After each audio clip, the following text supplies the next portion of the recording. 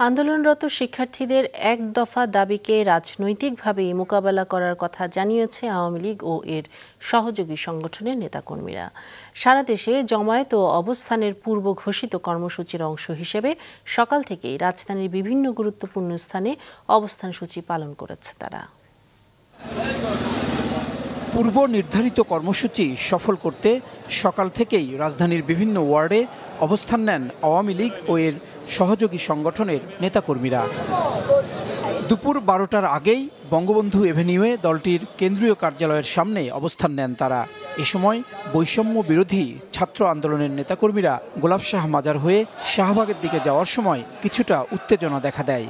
আওয়ামী লীগের নেতাকর্মীরা ধাওয়া দিলে সেখান থেকে সরে যায় তারা। এই পরিস্থিতি যারা তৈরি করেছে, বিএনপি জামায়াতের সরাসরি পৃষ্ঠপোষকতায় দেশব্যাপী যারা নৈরাজ্য কায়েম করেছে, সহিংসতা কায়েম করেছে, আজকেও আমরা আশঙ্কা করেছি তারা বাংলাদেশের মানুষের জীবন উপরে, জীবিকার উপরে, নিরাপত্তার উপরে আঘাত হানার চেষ্টা করবে। তো আমাদের যেন শান্তিপূর্ণ পরিবেশটি যেন বজায় থাকে, সেই লক্ষ্যে বাংলাদেশ ছাত্রলীগ সোচ্চার অবস্থানে রয়েছে। একই সময়ে মিরপুর 10 নম্বর সহ আশপাশের এলাকায় মিছিল বের করে আওয়ামী লীগ ও তার সহযোগী সংগঠনের নেতাকর্মীরা।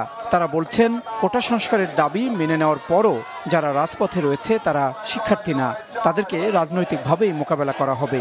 যখন শেখ হাসিনার প্রশ্ন এসেছে তখন বাংলার মানুষ আমরা মেনে নিতে পারি না। যারা আজকে স্বাধীনতা চায়নি তারাই আজকে নেপথ্যে থেকে আজকে এই ফায়দাটা লুটতে চাচ্ছে। এই মাটিতে এক ফোঁটা গায়ে রক্ত থাকতে তাদের সেই স্বপ্ন পূরণ হতে আমরা দিব না ইনশাআল্লাহ।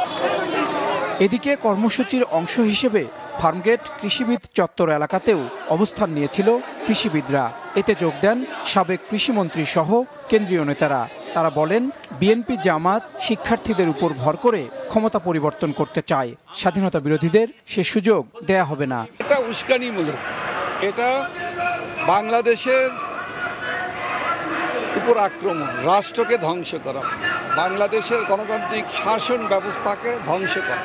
এই ছাত্র সমাজকে বিভ্রান্ত করে, কোমলমতি আমাদের ছেলে মেয়েদেরকে বিভ্রান্ত করে এই কোটা আন্দোলনকে সরকার পরিবর্তনের আন্দোলন, এক দফা আন্দোলনে রূপান্তর করলো। তারা কারা? আমরা তাদেরকে চিনি।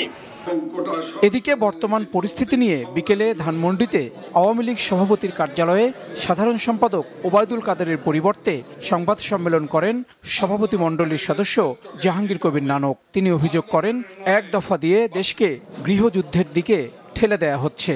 সরকার পতনের এই আন্দোলন ছাত্র সমাজের নয়, তথাকথিত সরকার পতনের এক দফা দাবি ক্ষমতা লিপ্স দেশবিরোধী বিএনপি জামাত ষড়যন্ত্রকারীদের। নানক জানান, শেষ রক্তবিন্দু দিয়ে হলেও বিএনপি জামাতের অপতৎপরতা রুখে দেয়া হবে। জাহিদ সেলিম, মাছরাঙা সংবাদ, ঢাকা।